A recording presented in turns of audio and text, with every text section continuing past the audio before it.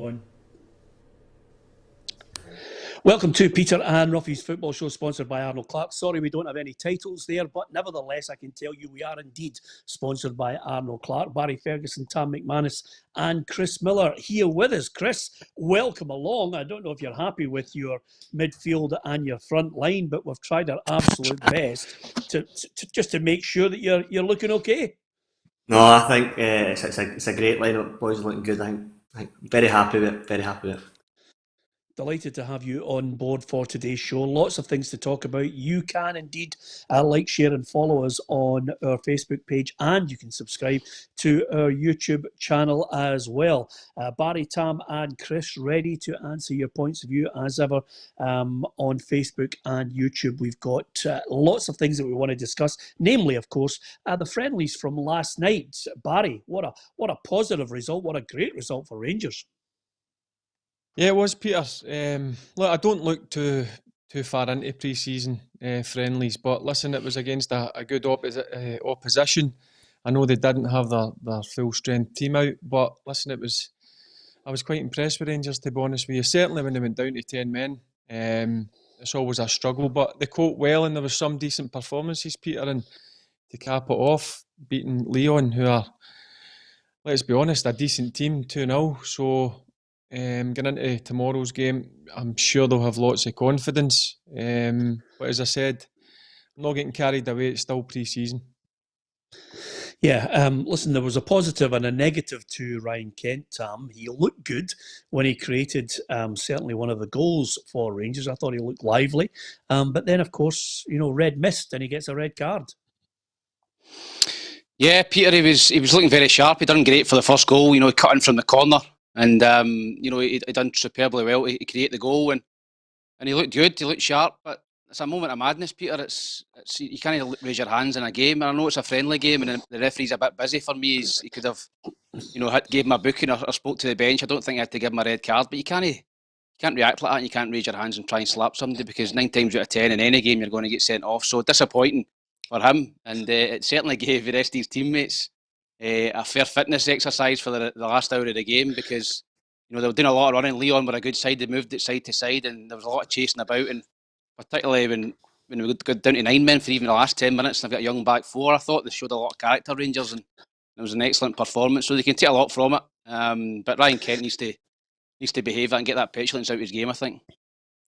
Yeah, the other thing about it, Chris, is yourself, pre-season, everybody obviously wants to get a wee insight to see if anybody's really firing on all cylinders. Kent has, I think, got a huge season ahead of him, but suddenly, if the French FA hand this over to the SFA, suddenly he could be sitting on the bench, suspended for 2 games of the season right at the start, when Steven Gerrard doesn't need that.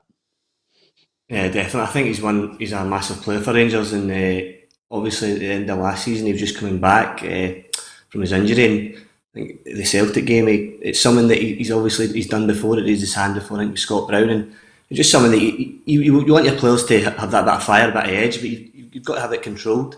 But he's a quality player, and obviously with the price tag that Steven Gerrard paid for him, he's a player that's going to be massive for Rangers for next season, obviously, to try and stop Celtic getting that 10 in a row. Yeah, but that's something that we, just in case you are obviously new to this, Chris, I know you every now and then come on the show and give us your insight, but there's a battle royal going on here. Just as you watch the show on a basis of month to month, Barry goes on a real high because he thinks Rangers are going to win the league, then he goes on a downer, and then it goes up again. You can always tell by whether his chest's puffed out, Chris, if he thinks it's on, and it's looking good at the moment, Barry. Can I say it's puffed out after last night's performance? The pre-season cup came in the bag, Barry. Hey, listen, yeah, absolutely. Listen, do you know what? It doesn't matter. It's still a cup. Exactly. Listen, I'll tell you one thing that he continues to impress, and this is the type of player that I think he does need flying from the start, is Yanis Hadji, Barry.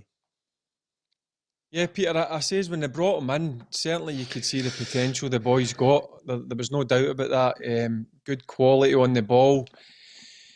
And listen, it's just going to take him a bit of time, but listen, it's ideal that he's had a full pre-season now with his teammates, and certainly last night you could again see flashes. If the boy continues the progress, he could be a massive player for Rangers.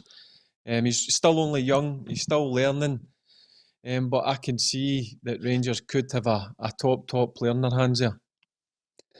Yeah, listen, a big hello to everyone. Lots of people saying a special welcome to Chris Miller. Yeah, you see, that's what happens, Chris.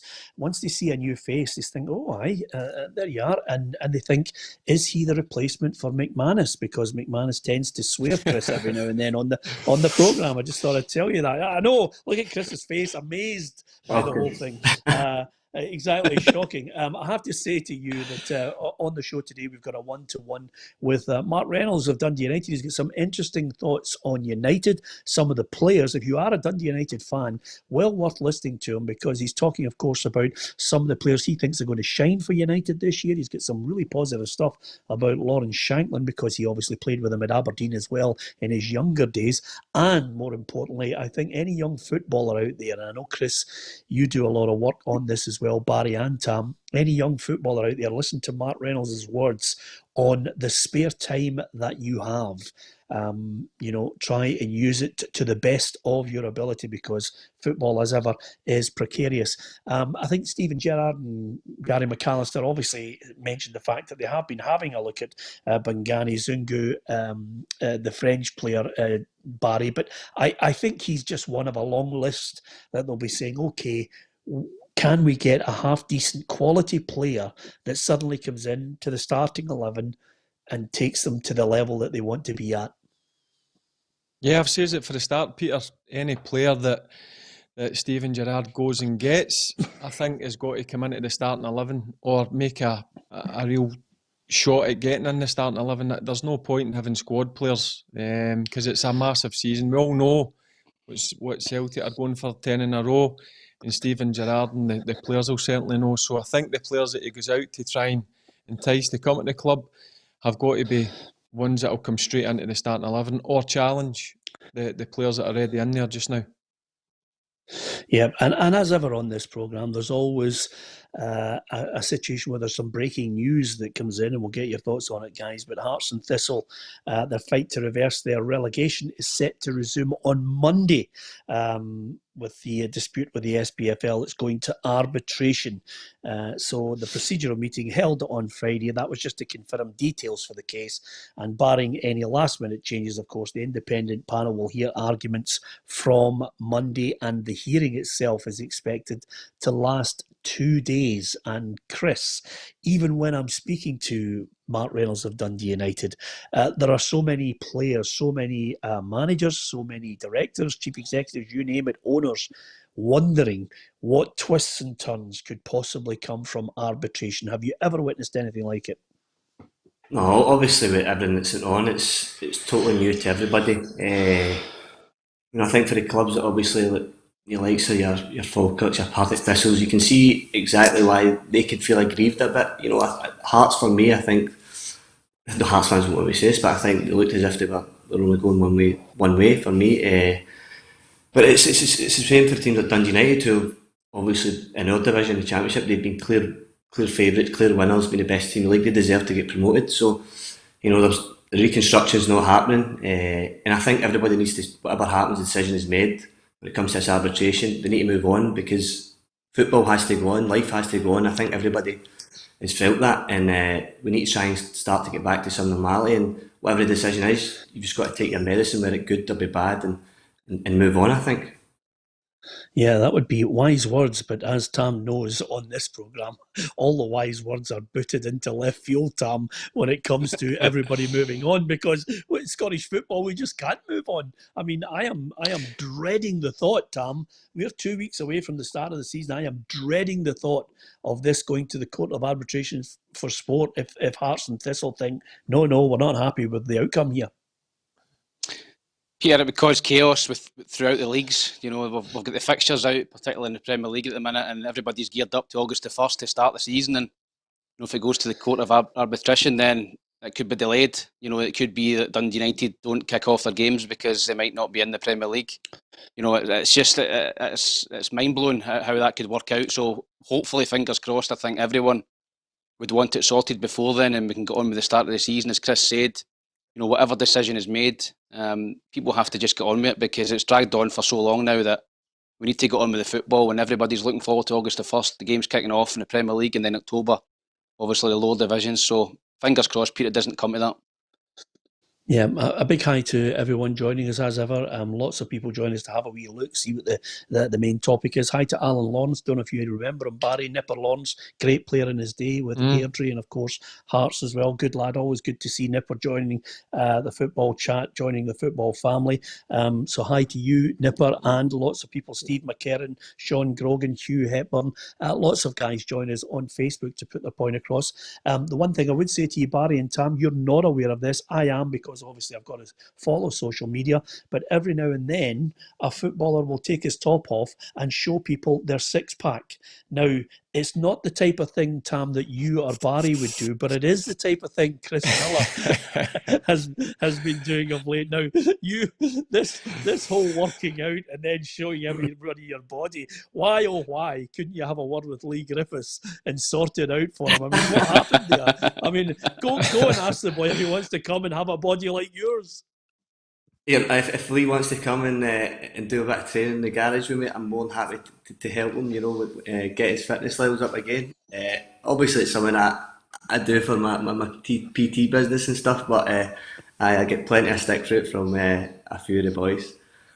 And rightly so, by the way. I mean, what do you have to do? I mean, just out of curiosity, and I'm only asking you if you can sum it up in 60 seconds for the benefit of maybe Tam and myself. Barry's a wee bit OCD as well, I have to say. But what do you have to do then to get that six-pack the way you've got it? And I don't know about you, Barry, have you spotted Charlie Adam has posted the same photograph that Chris posted before, and then the muscles. I mean, honestly, something's happening, you know. The next thing we'll all be drinking Herbalife on this show. I mean, Chris, you have to do this. Is it all this stuff? Is it relentless? You know, how long would it take me and Tam to have a body like yours? Oh, you Tam? That's about a year's work for me, I think, Pete.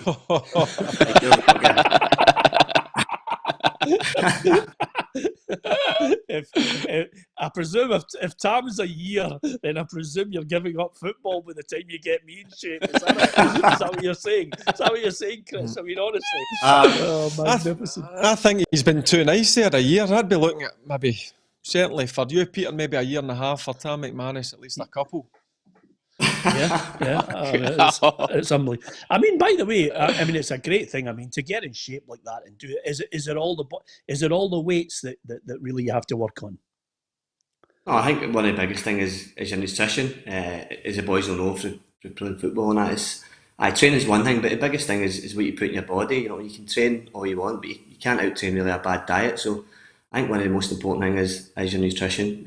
Obviously, if you want to build strength, lift weights, if you want to get fitter, your cardiovascular stuff. But if you know, obviously for the aesthetics, if you want that six pack, then you just really need to watch what you're putting in your body and be in a calorie deficit. That's what they say.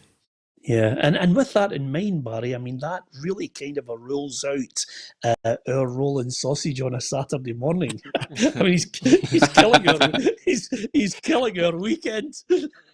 Well, see, to be honest with you, Peter, I kind of live for Monday morning to Saturday in terms of the game, and then I would let myself have like maybe a Chinese on the Saturday night or maybe a rolling sausage on the Sunday morning, because I still think it's important. You have got to live, but Midge is 100% correct. I keep telling the players when the boys ask me, nutrition and diet's the most important thing. It's about 70% of your fitness levels is what you put in your body. I mean, you can run all day, but if you eat rolls and sausage and rolls and bacon for your breakfast, lunch and dinner, it's never going to help you, is it?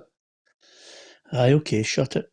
Anyway, apart from from anything else. Frank Green has sent us a message on Facebook. He says, if Thistle and Hearts lose, then that should be that. If they take it further, they will lose. They will also muck up the Scottish game and should be thrown out. I always get wary of seeing those headlines, Tam, that suddenly say, oh, they could be expelled. Really? You're really going to throw Hearts and Partick Thistle out of the Scottish professional football league? I can't see that. But I do think we're now reaching a point where there has to be a line in the sand, surely. Yeah, listen, we've spoken about it in the show for a lot, Peter. It's, they're quite entitled to go all the way in terms of, defending their club. They were hard done by. I tend to agree with Chris as well. I think Hearts were going down. I think they've won a watch, to be honest, the league finishing, because I thought they were gone. Partick Thistle, I think, a little bit more unlucky. They were only a point behind with a game in hand. So, listen, I think there has got to be a line in the sand. We've got to get on with it. As I said, we've been on about this, particularly on this show, for about 3 months. We're sick talking about it. The fans are probably sick talking about it. I think Hearts and Partick Thistle should get some sort of compensation, some sort of money, for getting relegated, and then we move on with the season and they go into their respective divisions. Yeah, it's coming to a climax. Whether it gets to the point where everybody's happy, who knows? Just on that point, I know we were joking about it, Chris, but quite simply, Lee Griffiths has found himself at a crossroads. Last week on this programme, I suggested that he was in the Last Chance Saloon. Now, Neil Lennon has absolutely blasted him. Is there any excuse for a professional of his stature to be coming back overweight to a team like Celtic? I think long gone are the days where players kind of go away after the season finishes and you have a blowout, you enjoy yourself, you maybe be a bit more social than what you were before, have a few more drinks, whatever it may be.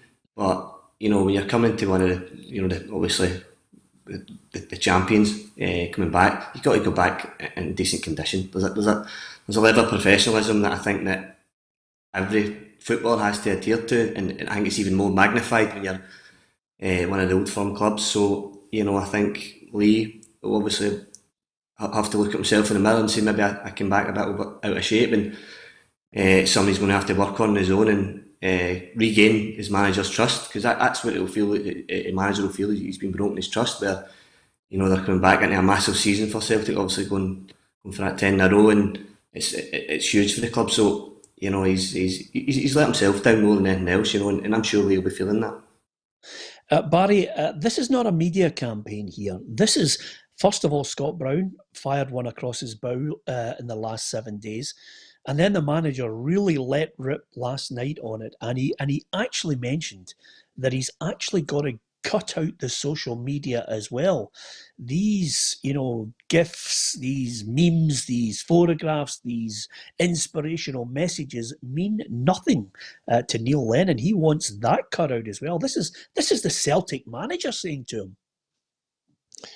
Yeah, Peter, I think Lenny's raging for the simple fact is he had a hard, long road coming back for obviously his mental health problems. We were all delighted to see him getting over that. And when he actually got himself fit and firing, and he was playing regular in that Celtic team, he was back to the old Lee Griffiths. Now, a fit Lee Griffiths and bang on it, Peter, I don't think you'll get a better Scottish striker. That's my opinion. And it's not just for Celtic, it's for the national team as well. We need players like Lee Griffiths fit and ready to go. And I think Lenny's just disappointed, as the guys have been saying there. When you have 3 months off, I'm sure, the sports science in football now, they would have a schedule to fit in and make sure they're ticking over and they come back in decent condition to get right into pre-season training. So I think he feels let down in that regard, Peter, because, as I said, a fit Lee Griffiths is a top centre forward for me. Yeah, and Thomas Welsh has mentioned, he says, I would take a fat Lee Griffiths at Hibs any day. I mean, you're never ever, the link with Hibs will never ever go away, Tam. My look at this whole situation, now, I did mention last week, because I do think Celtic have been, they've gone above and beyond the call for me. They've been very caring towards him, very sympathetic, and they've really tried to put an arm around him at the time when he needed it most, and he got a lot of sympathy for it.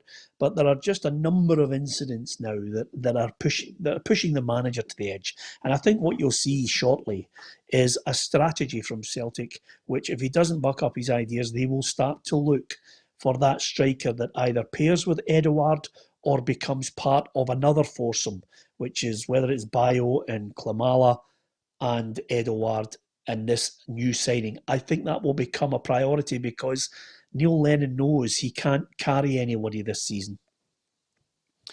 Yeah, I echo the guy's thoughts. He's running out of chances at Celtic, Peter. Listen, I agree with Barry. He's a tremendous footballer. He's got a great left foot. He can score goals. His record's phenomenal for Celtic. But he's letting other people go in front of him now. Look at Klimala last night, gets his opportunity. He looks fit. He looks as if he's took care of himself in the shutdown. Gets his goal, working hard, closing the goalkeeper down. Managers love that. Strikers going, working hard, going pressing from the front. Gets his reward, and Bale's in there as well, who by all accounts is flying as well, and he's looking really fit. So I think Lee Griffiths has let them two go ahead of him. And, he's got to get himself in shape. I think if Lee Griffiths isn't basically dropped about half a stone in the week that Celtic are away, when Neil Lennon comes back into Lennoxtown and has one look at Lee Griffiths, I think he'll know right away if he's got a future at Celtic. If Lee Griffiths has knocked his pan in while the guys are in France and he's got himself fit, he's lost a bit of weight and he's looking sharp, I think Neil Lennon will give him another opportunity. If he comes back and we get into running and Lee Griffiths is still at the back and struggling and still looks overweight, I think he'll be done at Celtic. And so I think he's got to get that trust back. And I think it starts now. It started when Celtic went to France and Neil Lennon was in at Lennoxtown working on his own. Lee Griffiths. So I think he's got to get himself back in shape to get back in the plans. And you only have to look, Chris, at Patrick Klimala. He scored last night, but boy, does he look in shape. He really realises what's at stake for him. And Neil Lennon has actually praised him for his attitude of almost kicking his heels for the tail end of last season. Mm-hmm. I think Tam touched on it there, that a centre forward is your first line of defence, pressing. That's what triggers the press for all the players in behind. And he looks like a right athlete, looks like he's got a good attitude.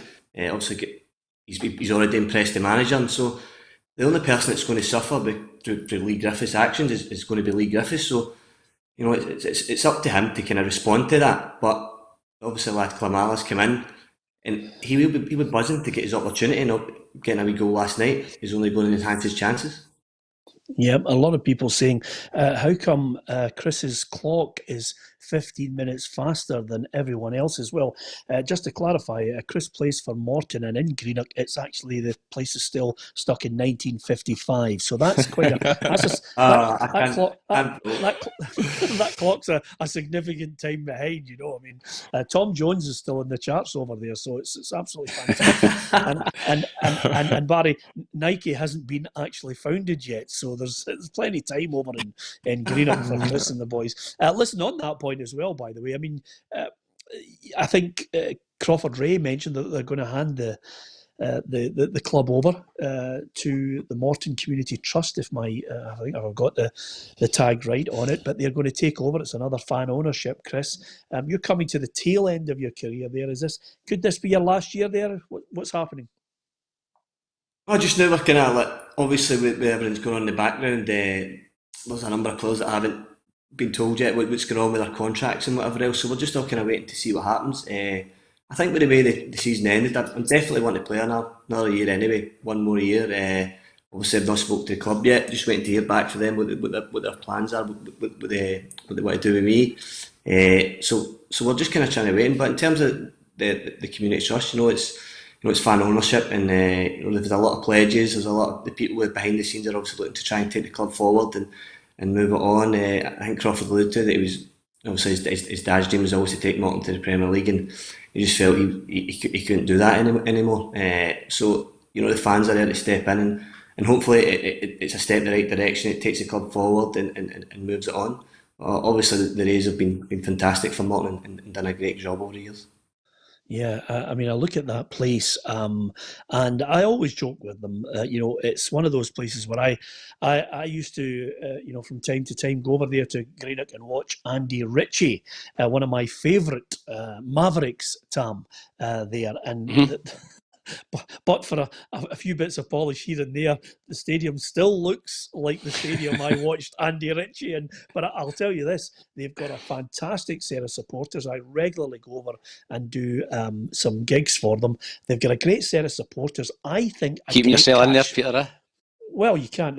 Listen to Tam. We're now at the situation where I could be doing Albion Rovers gigs next year if this pandemic keeps going. But they do have a fantastic catchment area and the potential. If fans could go in there and then, I still think you need I don't know about you, Tam, but I still think you need some kind of millionaire to try and realise clubs' ambitions, because Morton, if they could get something like that, they build the stands. They suddenly have a fantastic pitch, a fantastic ground.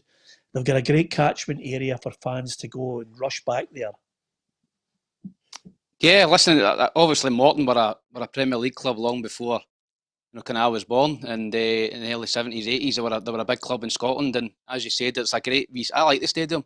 I think it's like Somerset Park. I like the older stadiums. I think the supporters would maybe like to maybe get a better seat and maybe a wee bit of cover, particularly in the away end, which isn't kind of changed. But Morton are a great club. I've always enjoyed going down there, and as you said, they've got a good catchment area. It's always a good atmosphere in Capello. And I think it'd be great, but they need investment, need money in there to try and kick them on again. Because Morton, I don't know when the last time Morton were in the Premier League, but it seems as if it's been a long, long time since they were in the top league, and it still looks miles away, to be honest with you, because they need a little bit of investment, a little bit of help in there to get them going. Louise Mooney on Facebook says she would really miss Lee Griffiths if he was to leave Celtic. And I think a lot of people still have a kind of an affectionate look, a soft spot for Lee Griffiths, and he scores some goals. I mean, apart from anything else, I think a lot of fans like the needle part of him as well, Barry. He knows how to noise supporters up from time to time as well, but he can back it up with goals. Yeah, I like that in a player, Peter. He's got that wee bit of needle, and as you says, listen, he can turn it on in a game, whether it's for a set piece or a wee bit of magic. I just hope going forward that in time that Lee Griffiths doesn't look back and think to himself, why did I not work that wee bit harder to get up to peak fitness? I just hope he's not get many regrets, because I speak to many ex-teammates and ex-fellow pros, and quite a lot of them have got regrets about that, and I just don't like seeing somebody with ability it all going to ruin. Yeah, you could actually probably rhyme off. All of you guys have played with someone you just, tremendous ability, and you can't believe they didn't actually, achieve their ambition or the potential with all the ability they have. Now, I don't know about you guys. I read this, Chris, this morning, and I thought to myself, Tony Fitzpatrick was chatting. Now, Tony is the most optimistic guy you're ever likely to meet. Such a positive, brilliant lad, and a good player. I'll let you three guys into the fact that he was a great player for St Mirren when St Mirren regularly played European football. But he mentioned that he thinks that St Mirren are, top six. They'll finish top six this season. He's been very, very positive about it. I don't know about you, Chris, but if I was Jim Goodwin, I would go into a darkened room and start scalping my head off a wall, because, boy, the pressure's on.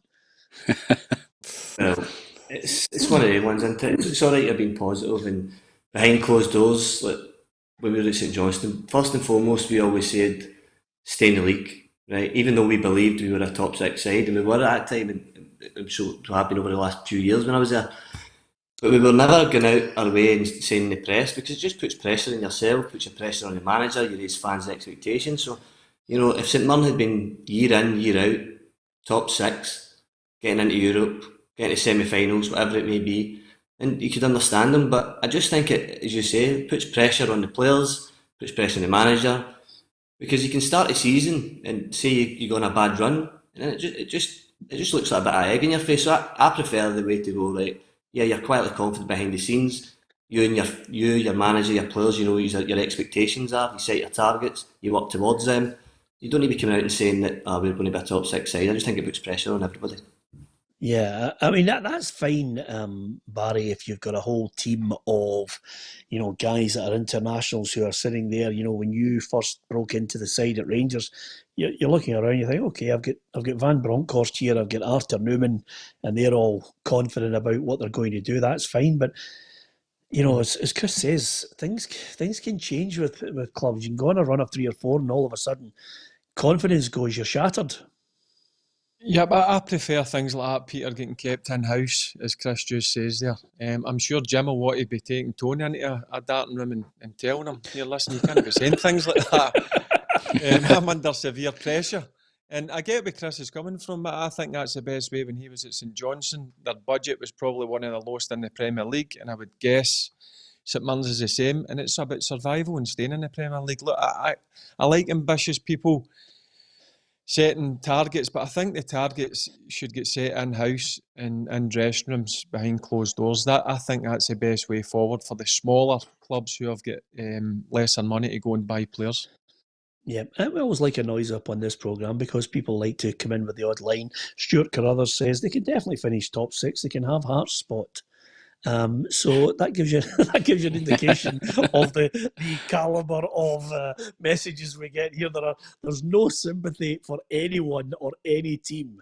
As soon as you actually try and defend a team, I have to tell you, Barry and Tam, and this is something that you'll probably be surprised at as well, Chris, but yesterday we had the Labour MP for Edinburgh South on the programme, Ian Murray, who was basically talking about a news story that he obviously was part of with looking for government to look into the governance of Scottish football as well as British football. Boy, he got pelters on Facebook and YouTube.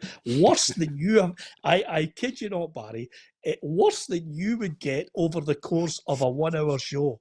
He got he got filleted. I mean, I was looking at it and I thought to myself, this is outrageous. I mean, politicians can annoy people, but boy, what a roasting he got. I actually looked and I thought, thank God Barry's not on this whole, and Tam, the whole place could have gone mental.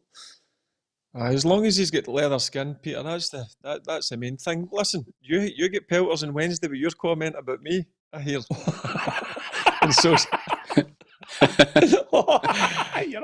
I'm glad you mentioned that, by the was, way. listen, Peter, see if you listen to people, what they judge you and what they say about you, then you've got an issue. Listen, people have got an opinion, so be it.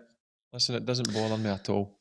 Yeah, I have to tell you, by the way, for the benefit of Chris who didn't pick up on it, and it's amazing how people listen to things. Tam Cowan says, yesterday he says, I'd take Charlie Adam at Motherwell in a heartbeat, he says, even though he's a bit podgy. Charlie Adams sent me a text last night saying, I'm podgy. And then he sent me one of the old Chris Miller photographs looking like this with the oh my God, I says, players are so sensitive. Seriously, Charlie Adams, I've never seen Charlie Adam with a six-pack. Oh, he's looking. He's got a six-pack. I tell you, he's in. By the way, Barry, he's in good nick. By the way, I mean, I think he's followed Chris's plan, with the right things into the body, and then obviously this, and then they start looking at themselves in the mirror for an hour and a half, and then, what do you think of me? Do you think you look good? All that stuff, which is fantastic. But listen, Peter, Chris, there's nothing wrong with taking a bit of pride in your appearance. There you go. Oh yeah, there speaks a man who has a man who has a haircut every 9 days. I mean, honestly, have a look at yourself. Can he hide money? Yeah. Is it high maintenance? Superstitious. High maintenance, Barry? I'm high maintenance. Very. It'll be every 10 days next year, Barry. Yeah, absolutely. It'll be neat, honestly. You'll not see me for about 10 years. Exactly. Well, to be perfectly honest with you, innocently at the week, and I think it was Wednesday, and I was probably 5 years out, Barry, on this. But I did mention, I still hold the belief, Chris. I said innocently on Wednesday that I thought Barry was the best Scottish midfielder in Scotland, bar none, over the last 20 years. The best. That was my opinion on it. I did say 25 years, but I thought that the mistake that I made is I realised that 25 years took him back into Paul McStay's domain. and Paul McStay, before Barry, was the best Scottish midfielder for me. And I take the point that No everybody's beating the making. maestro.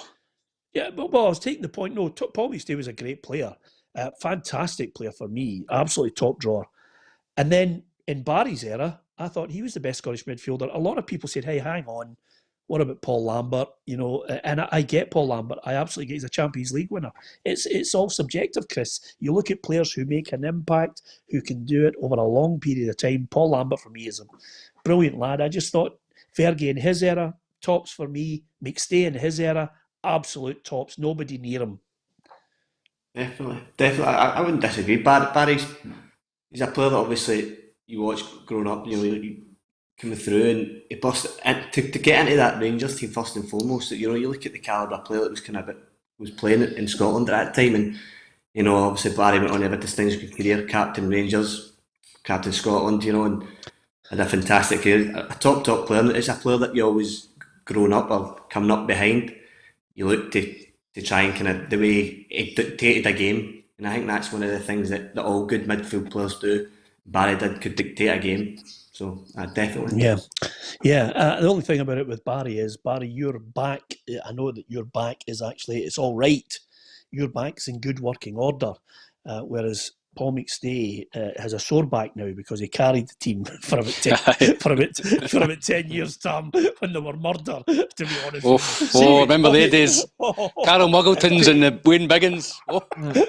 Andy Peter, Payton. can I just say something? Like, obviously, growing up, obviously Rangers was my team, but obviously Paul McStay was a fantastic midfielder. I couldn't believe the stick that he got, Paul McStay, for no wanting to leave and go elsewhere. Listen, that was his decision to stay with Celtic, and he played at the club that he supported as a boy to captain him and whatever. So I could totally understand that where Paul McStay was coming from.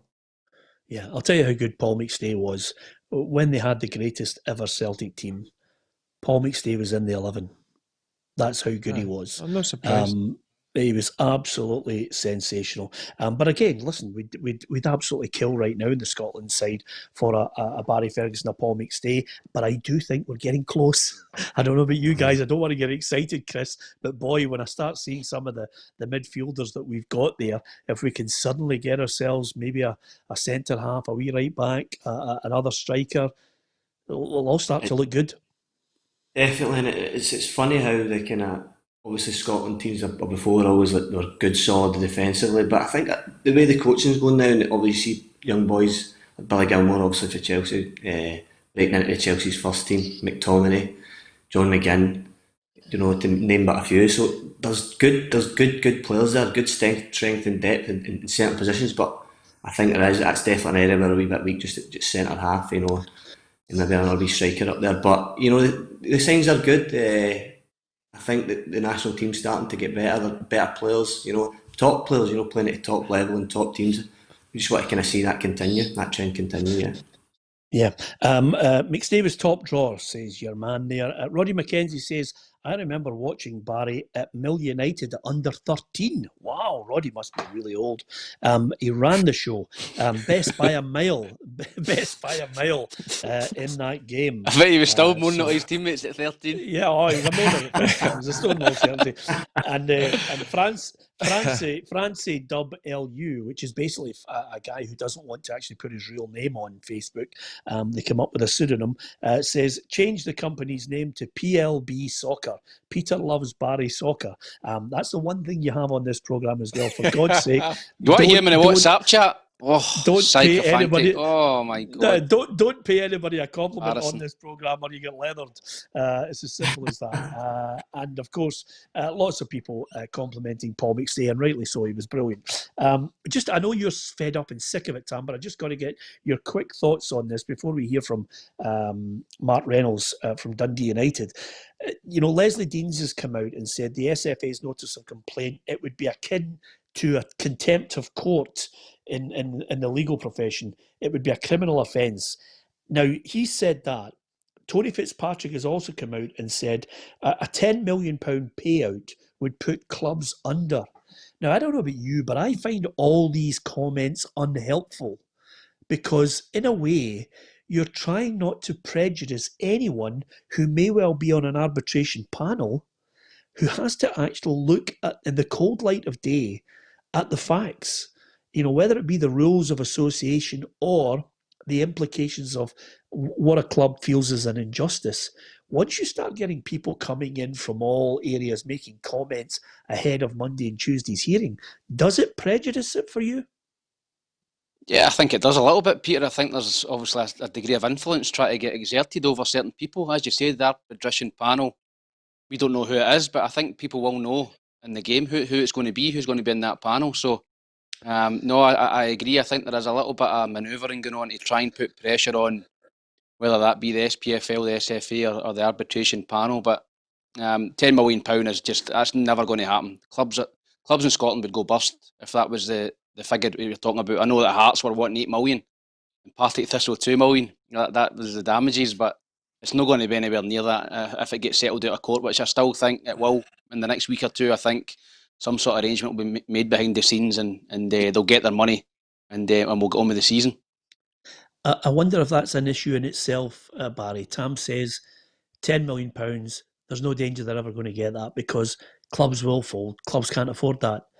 What is the ruling here? Is the ruling based on what's fair compensation, or is the ruling somehow, with this added message coming in? By the way, if you award them £10 million, clubs will go under. Do you know what I mean? It's almost as if, are you judging them on what they should get, or are you prejudging it on the basis of what you know everybody can afford? Yeah, I know, Peter. I mean, the money, £8 million, that Hearts would be due in compensation, what they've said, that worries me, that number. I don't know where that number comes from. You would need to ask Hearts and Ann Budge. But that sort of money at that sort of level, clubs in Scotland couldn't afford, Peter. Now, I think Hearts and Partick should be compensated. There's no doubt in my mind about that. But at a fair amount of money that clubs in Scottish football can afford. Because we need to get our football up and running again, Peter. There's a hell of a lot of clubs and under financial pressure. There's a hell of a lot of players out the game without contracts. That's the most important thing for me. Yeah, it's going to be an interesting one when they eventually get to a decision on that. And we're going to hear from Mark Reynolds, who's a Dundee United defender. Dundee United hoping they can take their place in the Premiership. I'll tell you one thing, Chris, looking at the players that Mickey Mellon has inherited and the suggestion of some of the players that he might want to bring in that he knows so well in England, I think Dundee United will be a welcome addition. Mm-hmm. Like they were the best team that we played against last year that took 5 off us up at Tannadice. They've got good pace in all areas, and from last year anyway, they had strength and depth that nobody else in the league could compete with. They had Premier League players, Scottish Premier League players. So obviously Mickey Mellon came in. It's a good name, good manager. I think Dundee United are a big club in Scotland. And it's good to see. It's good to see them back in the Premier League because you want the Premier League to be as strong as possible. And Dundee United, obviously, the fan base they had only add to the game in Scotland. I think in the top league. Yeah, okay. Guys, hang on with me because I'm going to get your thoughts on just a couple of other points before we go. And I'm going to read out quite a few people who've been sending us messages with regards to their team and some of the things that are happening as well. So we'll read that out on YouTube. Don't forget, you can like, share and follow us on Facebook, and you can subscribe absolutely free on YouTube if you want to join our football family. Here's what Mark Reynolds had to say about Dundee United. Well, I'm delighted to say our special guest is Dundee United's Mark Reynolds. Mark, first of all, family all safe and well in this lockdown, the longest one ever? Yeah, they are not safe and well. Just now dealing with me at pre-season and the pre-season mood swings, but no, they're doing fine apart from that. You've got a new manager in there. How's he settled in? No, great. It's I'd say we've obviously kind of spoke to the press and stuff before about Robbie leaving, but no, the new manager's come in, and I think the club took their time in appointing a successor. They wanted to make sure it was the right guy for the job and somebody that fitted us as much as we would fit him. So no, he's come in, he's been great. He's kind of taken his time. He's took a wee bit of step back, and he's just kind of trying to drip feed his way of playing into us, and not being kind of too dominant just now, and just seeing how we play and what we've done. And the thing he said to us as well is he says, look, I'm coming into a team that were the champions, that won the league and are on a good run. He says there's not too much in it to change. He says I just want to come in and try and make you better players. and he says that's going to be a process, but we're starting that now, and it's good. It's a good feeling about the place. Can you see little tweaks, little changes? Absolutely, I think it just kind of every day. I mean, he stands back and watches, but you can see he's not really missing a thing, and he's got his way of playing football, and he's got his idea, and he wants us to be an intensity with the football. He wants us to be pressing the ball, and he wants us to bring that kind of explosiveness to our game, and just wee bits and bobs that he's dropped in terms of how we're training and how we need to respond to things. And I think he said it best when he came in. He says, "Look, it's not a case of me coming in and dictating to you." He says, "I'll come in and." He says, "I'll ask these questions." He says, "I'll set up tests." He says, "Every game's a test, and I want to see what answers you come up with." He says, "And then we'll discuss why you've done that or why you've not done something else." He says, "In between us, this is a bit of a process of us getting to the right answer and getting us to play in a way of football that's going to be conducive to good football for us and successful football and football that the fans can buy into." Yeah, Dundee United's such a big club. What's the feeling like in the dressing room with the uncertainty that's going on at the moment? Which you guys are right bang in the middle of it. Absolutely, I think for us we've just kind of tried to almost isolate ourselves from all of that. I think we've spoke when we come back from pre-season, just said, look, we can only really concentrate on what we can influence. The kind of the court proceedings or whatever else is going on outside a kind of our realm is nothing for us really to concern ourselves with. All we can do just now is focus on getting fit, focusing for all is impressing the new manager, trying to take on board what he's wanting us to play like next season, and just concentrate on that and make sure come the 1st of August is kind of the league's planned out just now, and the fixtures that we're ready to go in that first game at Tannadice. Finances permitting, you would reckon a man who's had experience all his life down south might start to raid that market to strengthen you. I think so, and I think you've seen in recent years in Scottish football that kind of even loan markets or players coming up from the lower divisions have done well in Scotland, and I think you see with players that have come up and of them went on to move back down to England or go down and have successful careers there, that Scotland is a good league. There's good quality in it. I think Stephen Gerrard's coming at Rangers and been a big proponent of us talking up Scottish football and how good the standard can be. And I think you see players coming up and doing well here and moving back down. So players see it being a big opportunity to come and do well and further their career and play at a decent level. And as you say, the manager knows the low leagues down there, and hopefully he can find us a gem that come up and can do that for us. I was texting Charlie Adam last night. We were having a wee ding dong. He says he wants to come back to Scotland. He's a close neighbour of Mickey for a period of time, and they're good friends. I might as well put 2 and 2 together and get 5. Could you see him being up there at Tannadice? These things happen, Mark. They do. I mean, as you know, football's a strange game, and yeah, sometimes when the numbers just almost add up. I think we've still at a point an assistant manager as well, so we're looking for a few experienced players. So I'll just add into your equation of adding 2 and 2 and getting 4. But it's no, I mean, he's a very good player. He's very experienced, and I'm sure if he come up to Scotland, he would have a number of clubs desperate for his services. Do you think you need that type of player, or a player, you mentioned the experience, sometimes you will provide it undoubtedly because of your experience in the Premiership, but some of the other players might look and just need somebody who has, who's been around the block before? I think so. I think modern football, I think football in this day and age now, I think that the experienced player is becoming more of a commodity and something that we need. I think the younger generation coming through are a different breed. I know I'm starting to talk about one of the senior pros when I broke in at 18, but it is once you get that experience, it's invaluable, and you need a good core of experienced players to impart that onto the youth. I think sometimes if you don't have enough experienced players, then it gets too much diluted through the team, and then you can lose that. So yeah, absolutely. I think we could be doing with a couple of more senior players. We've got a very young squad, but while that can be volatile and you don't know what you're getting, it's also very exciting because there's so much potential there. And if some of them live up to their potential that they're showing in training, then it's going to be an interesting season for us and for them. Yeah, I said to Charlie, all he needs is 4 runners under 23 years of age and he can ping 40-yard diagonals. I mean, we've got runners, trust you. We've got we do 1 kilometre runs every second day, and we've got a few boys that I couldn't keep up with them on a bike. So I'm sure Charlie could find him a few of the rating diagonals that he likes to kick. What do you think Dundee United are going to bring to the Premiership?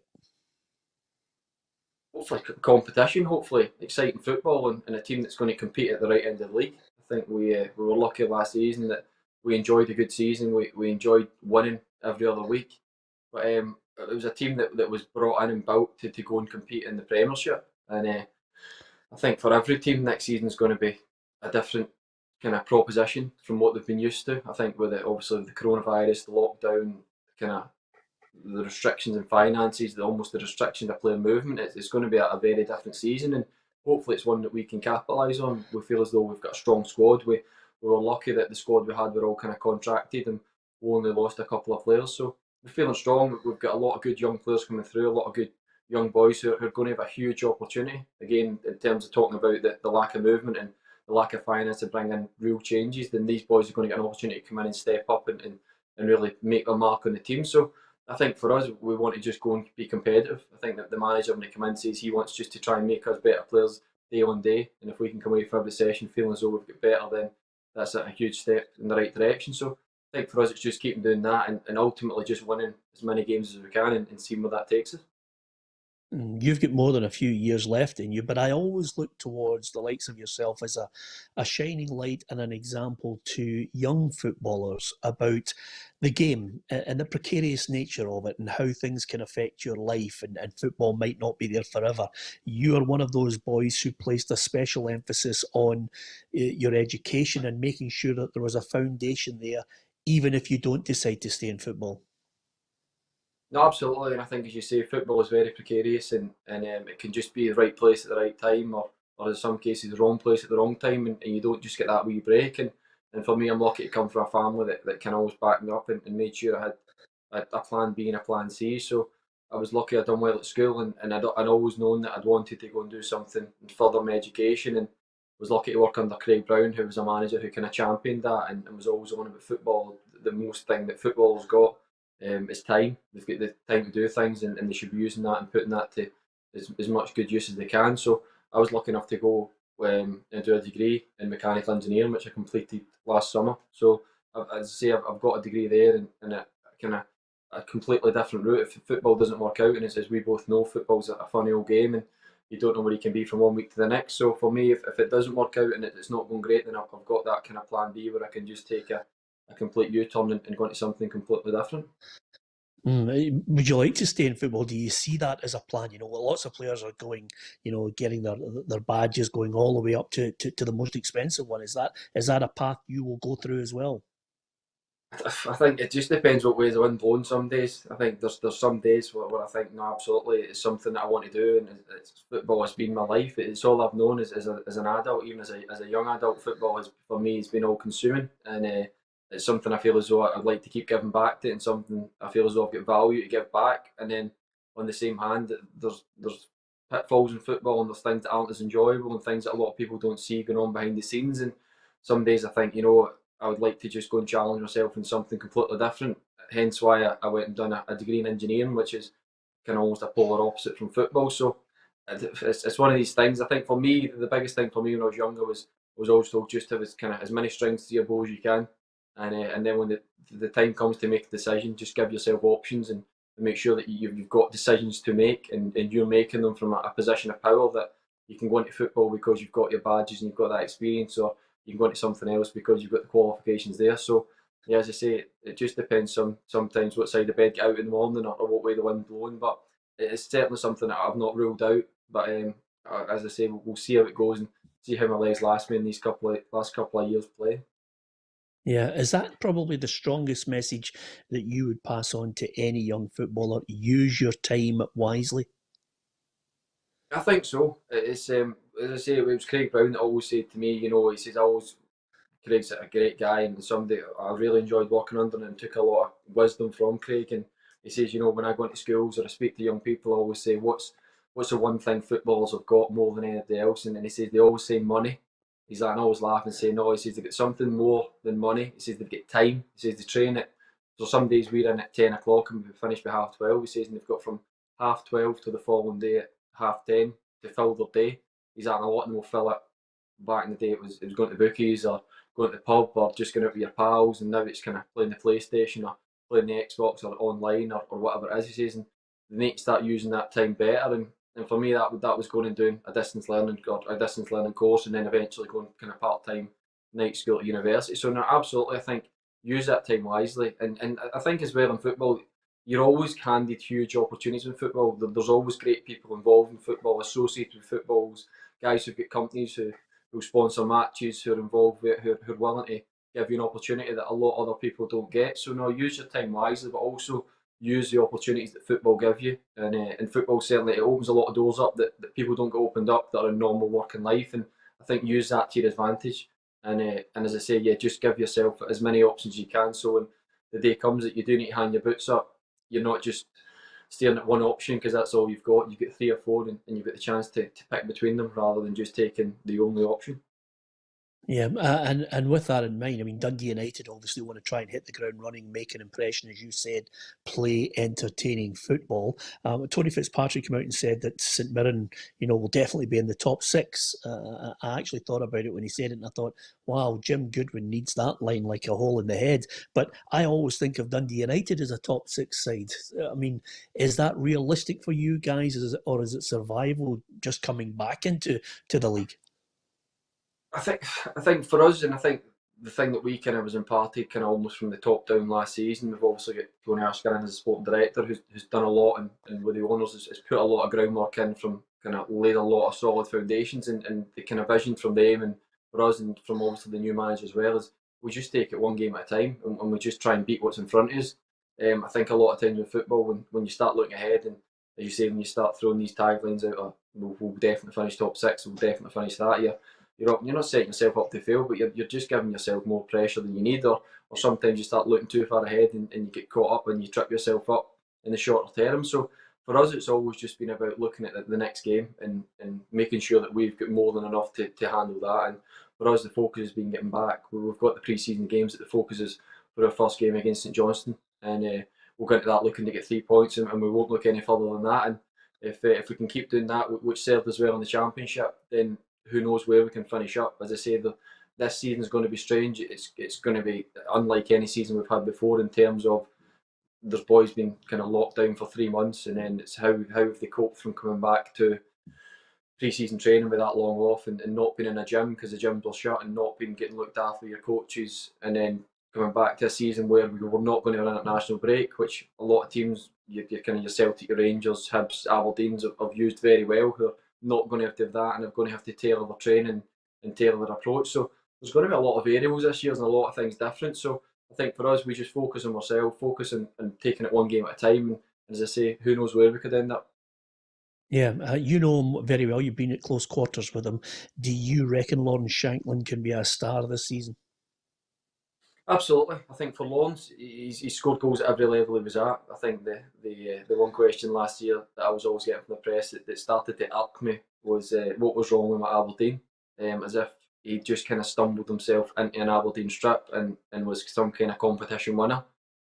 Lawrence was there because he was a very good player and had a lot of potential, and was just unfortunate at the time that he couldn't get his foot in the door and he couldn't get a chance in a very, very strong team, and couldn't get in front of strong players. And he went out and loan and done well, and I think the kind of mark in Alonso was that he was prepared to go and step down a couple of levels and prove himself and slowly build himself back up. And for me, as a guy who saw the young Lawrence Shanklin come up to Aberdeen and do it in training and do it when he'd been given a chance, and seeing him progress at his different clubs that he's been at to now being the main man in our changing room in terms of he is the star attraction, and when he plays and scores, we win games, and he's carried that burden well, like an experienced pro. And even last season, he went away and played with Scotland and spoke to a few of the boys that I know on that squad, and they were all very impressed with him and said he fitted in, which come from that kind of calibre of player is a huge compliment. And I think we even saw in the games he played that he done well, he got his goal, and he linked to play up well. So no, for me, I think this season Lawrence is more than capable of scoring goals at that level, and I hope that he can continue and score as many as he has done in previous seasons, and prove that the couple of critics are still there. I know it's early days, but you've been training. Is there any other United player that you think will catch your attention this year? I think we've definitely got a few young boys coming through. I think there's obviously I think last season Louis Perry came through from virtually nowhere. He went out on loan to, I think it was Broughty, Athletic or United, whatever it was, and he done well there. And he came and for last season for us, he played like an experienced pro. Like this was him playing kind of his hundreds or 200s game. Done very well, and he's another one that could do well for us. Another one that last season maybe didn't do as well as he could for us was Peter Paul, who come up and struggled with injuries. But Pete's come back this season absolutely flying, and he's a player that will be more at home in the Premiership, I think, than he would have been in the Championship, and I think can be a huge player for us. Another one as well is Cammy Smith, who's come back very sharp and was unlucky not to get chances under the old manager, but has come back looking sharp this season and could do very well. But there's a few younger boys, young boy Kai Fotheringham who's come in and is still young, and he's probably his first real pre-season with us and has been electric in training and done very well. And one you think, the way the landscape is just now, he could get a wee sniff and be very good for us. So no, we've got a couple, and again, even Declan Glass, who you'll probably know from last season, got out on loan at Cove Rangers, who went there and absolutely lit it up and was scoring goal of the season contenders every other week, as a player who can come in and I think under this manager really flourish and be a real asset for us this season. Yeah, you've only managed to rhyme off about 7. I'm going to put a fiver on you to win the league after you've given us all that recognition of every player in your squad. Knowing your old man as I do, you speak a lot of sense, Mark. I'm absolutely delighted to get the chance to chat to you. I hope you have many more years in the football. It would be a great loss if you went away to offshore engineering, for God's sake. You need to stick with us and stay in the game. You speak too much sense. Listen, best wishes for the season to you and all the guys at Dundee United. Thanks for joining us. No worries. Thanks, Peter. Thanks for having me. Cheers. Well, there you are, Chris Miller. He has used his time wisely. Something that I think you, more than anyone, you've also tried to do exactly what he's doing in a similar path. Yeah, Mark's obviously got a solid head on his shoulders there, and I think that's exactly what I did, and exactly what I tell all younger players to do. It's that you're only an injury away from being out of the game, and you've got to look ahead. I was lucky enough. I'm still playing. I'm still lucky enough that I'm still involved in football, but always went and done my degree in sports journalism, done my PT stuff. You're just always looking to educate yourself. I think it helps. For me, it helped my football. It took my mind off maybe the game a wee bit, and I even enjoyed it even more. But no, definitely you've got to plan for life after the game, because it's as what's happened this year. Nobody saw this coming, and there's going to be a hell of a lot of players out of contract and looking for clubs. Yeah, just on that basis, would you try and follow the money and buy a house in East Kilbride and sign for East Kilbride if you were forced into it? Because between them and Celtic, Chris, there's a lot of money flying about. There you go. Barry's eyeing Chris up already as soon as he said he's going to play for another year. Don't worry, I'll be getting his number. Here's a phone after the show, Barry. 500 a week. Yeah, absolutely. I mean, look, you see that just now. I think players are. That there's so many players that are looking at that, and it's an attractive option, because at the end of the day, it's clubs like that, like Barry's, Celtic, East Kilbride. They're ambitious. They're throwing a wee bit of money about, and boys in football all talk, and it gets word spreads quickly. And I think just with the whole precariousness of the situation right now surrounding football and life in general, players are going to take a year contract, 2-year contracts, whether it be on decent money, whether it be a lower level, which perceived lower level than it is right now, because they've got families, they've got mortgages, they've got bills to pay, and that's the stark reality. It's not football down in the Premiership in England. Sometimes you're living month to month, and boys have to pay mortgages. So for managers like Barry, there's players there to be had who would turn their nose up at dropping down a few levels. So I'm sure Barry's got his eye on a few targets. Peter, can I just add that? I think Chris makes a great point there. More and more, you see the amount of players now. I'm getting a list through for the PFA, and that's not just all the players. There's obviously people not on that list who are not signed up to the PFA, and a lot of full-time guys are now seriously considering life after football, in terms of they're not going to be playing full time. There's no that same money it was there maybe last season or the season before. So it's going to be it's an interesting market for ourselves and clubs down at the lower level, that we can try and entice guys to the club that probably we wouldn't have had a chance a year or two ago. Yeah, that's a good point. Listen, Ricky Foster offered a year's deal at Thistle. He's got an option there if he wants to choose it. Other things that have caught my eye, Tam: Real Madrid win La Liga. Messi's not happy. Wouldn't it be great? I mean, honestly, I don't know about you, but I'd love to see Messi and Bale in English football. It just, it just would be fantastic to see the both of them. I know Bale's on the way out. I mean, Zidane just, I don't know what's happened, but Zidane just can't go He'll be a in. scratch handicap in a couple of months. Well, unbelievable. And Messi's looking and thinking, what's happening here at Barcelona? He would be fantastic to see in English football. We'd love him in Scottish football if we could all sell our houses and half the estate, but we won't get that. But he'd be great in English football, wouldn't he? Yeah, he would. Listen, I think Man City are obviously heavily linked with him just now. I think he's getting exasperated with some of the players that Barcelona are signing. Their transfer, recruitment in the last couple of years has been terrible at Barcelona, and they're just progressively getting worse. Real Madrid have won the league this year, so I think he's probably maybe looking to finish his career maybe in England. I think Man City under Pep would be the perfect place for him to go and play. And can you just imagine him with the likes of De Bruyne and Aguero and Silva and all these guys all playing in the Man City team? I think it'd be mouthwatering and they'd be the team to beat. But he doesn't look happy at Barcelona. I've watched a couple of games. He's exasperated with the quality around about him. I think compared to the teams he's played in the past, who were dominating Europe, certainly a long way for that now, Barca. Yeah, George Jaffrey, I think, has got an insider on this. He says, I don't know what Tam's talking about there. Messi is going to East Kilbride. It looks as if the deal's done. So the money. Wouldn't surprise me. There he's you go. not happy. Listen, He's not happy. He's not getting his own way with his money. Scatter cash last year.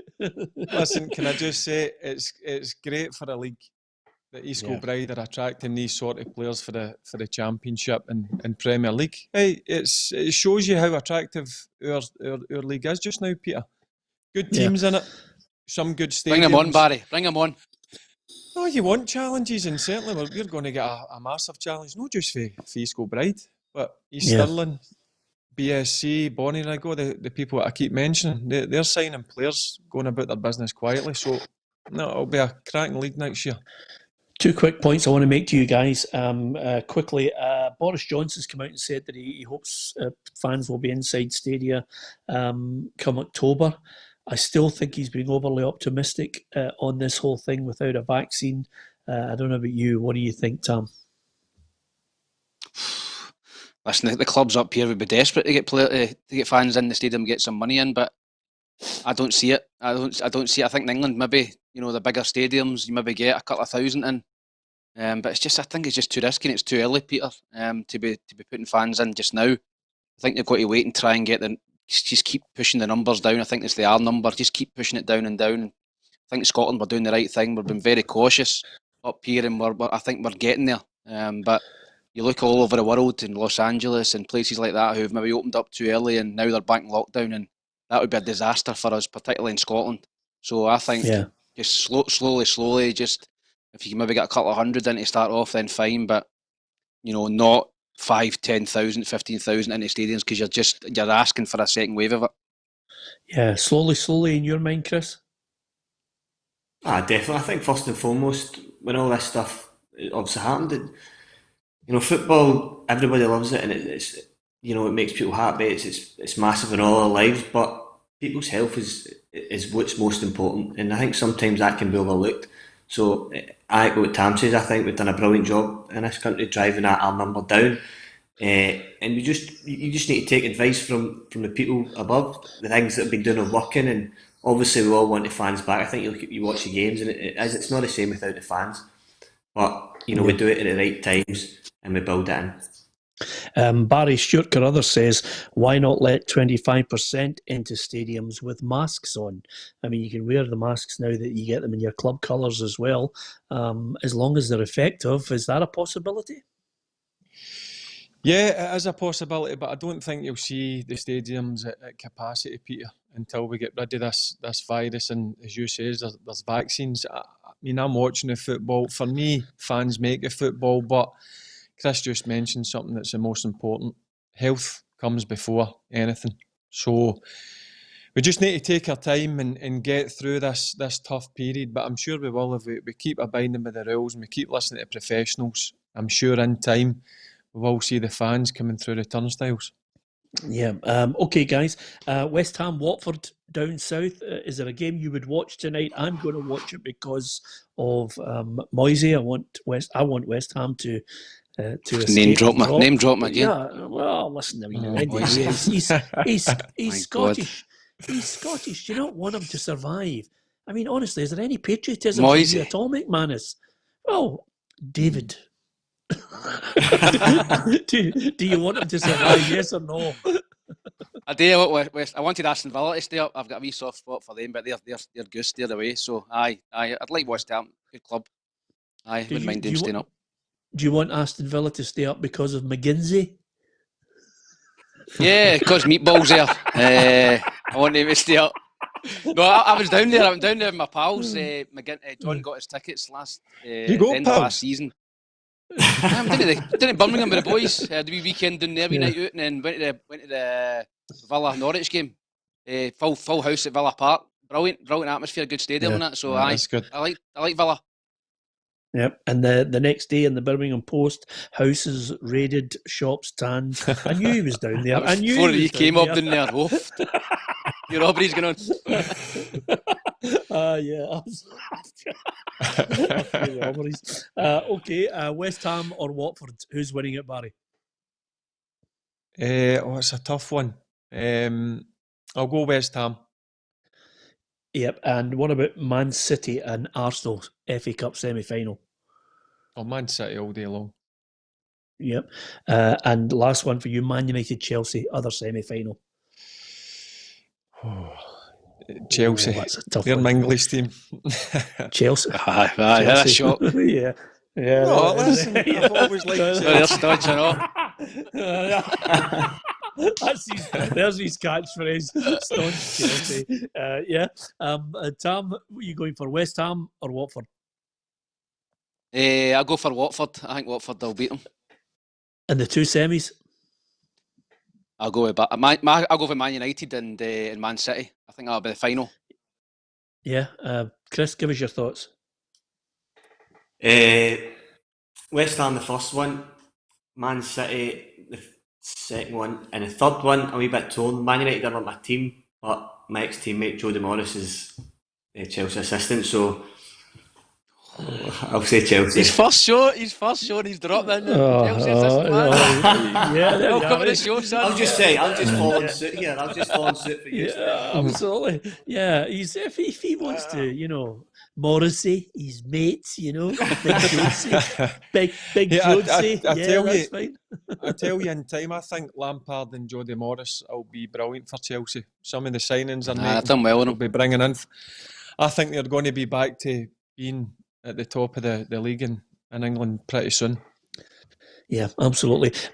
Chris, it was an absolute joy having you on. I'm sure we will have you on a more regular basis because obviously it's good crack having you on, and we like somebody who's obviously fit and puts nice things into their body and their nutrition and everything as well. And to be fair, you're the first person we've had on with a six-pack because Roughie ain't got one.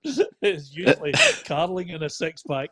But nevertheless, as ever, don't forget to like, share and follow us on Facebook. And you can, I'm going to have a little week off. Gabriel Antoniazzi is going to be your host next week. Yes. Yep. Thanks for that. The other thing I was going to say to you is, as ever, you can like, share and follow us on Facebook. You can subscribe on YouTube. Maybe next week as well, you get a chance to see some of the pictures of Chris just holding up the Kelty Hearts top as he signs a 1-year deal to head over there to Barry's. That's in the balance. That's on that one. Hey, That's an if you're looking for exclusive one here. somebody who's fit, who can still go past the man, I'll take who's my got a wee bit 10%, of a Barry. trick. That's it. And by the way, the other great thing about it is Miller to Tidser. Tidser crosses it 1-0 Kelty. That's right, aye. Absolutely unbelievable. Yeah, Connection in the middle of the park. Absolutely Exactly. fantastic. Hey, I've done the agency bit for you. That's all I can do for you, Chris. It's as simple as that. The one thing I would say is my apologies to some of the people on our Facebook who have to put up with the 1% who continually bicker about Celtic and Rangers. Our apologies for that. The 99% do love their football and do love coming on the programme and talking about What is their it, team. Peter? Oh, it's all that mob who just talk about 55. No, but what's the phrase? And the other ones, this show is not for you. It's as simple as that. We have people who join the show who love their team, and of course there's the other mob who just bicker with each other when really there's more important things in life, as Chris and Barry and Tam have mentioned to you. Stay safe, stick to the rules, support your team, be passionate about them, and of course, as ever, over the course of this 3 to 4 months, as the lessons we can learn from it, try not to be abusive to anyone. Enjoy your football over the weekend. We'll be back on Monday.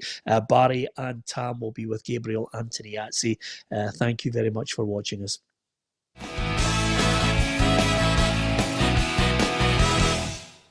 Expect the best used car deals guaranteed. Visit arnoldclark.com.